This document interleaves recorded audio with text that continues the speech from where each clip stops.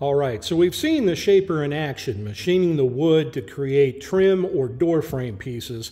Let's go ahead and look at the actual profiles now and see if we can figure out how, by using various cutters, we can create different profiles to actually be able to assemble these door pieces. So I'm going to slide the second gauge block out of the way, and we're just going to take a look at the first one here. I'm going to tilt this up so you can see the dual grooves that are on each end of this board as we look at the cross section. Now, we just got done machining one groove in the right side. The left one was already done. Now, why would I create a piece that looks like this? Well, this is an intermediate door stiffener frame piece. So if our cabinet door gets longer than 2 feet long, over time, the door, due to different humidity conditions in a room, can warp. And so what we do is we will put this intermediate stiffener frame piece within a long door, and sometimes it requires more than one, but usually one will suffice. And by adding that additional stiffener, it will keep the door from warping over time, from top to bottom of the door.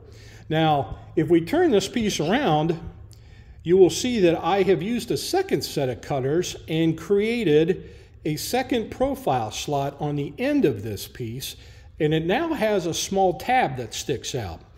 Now, if we take our second gauge block, which is basically what a standard door frame piece would look like with just one slot, and I turn this piece and I put the tab in the slot, you can now see that basically we have created the corner of a cabinet door or door front. So if we would take 4 pieces like this and put them together and then insert a thin piece, say 1/4 inch by whatever dimensions we need to cut the size, into these grooves in the pieces, we will have created what's called a raised panel door, or in this case, a recessed panel door, which is the standard for most cabinets these days.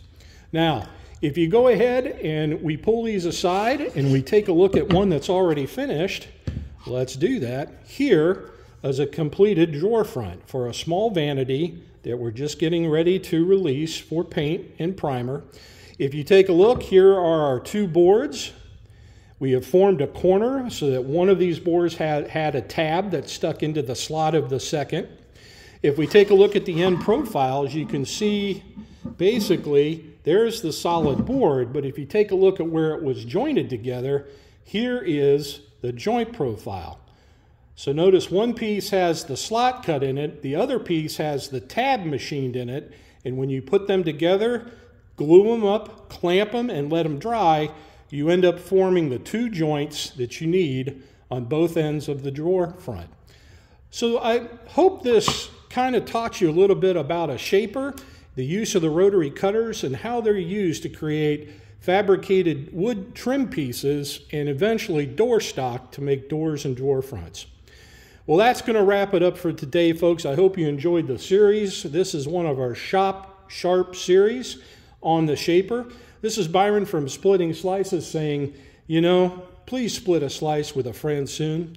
Take care, everyone. Have a good day.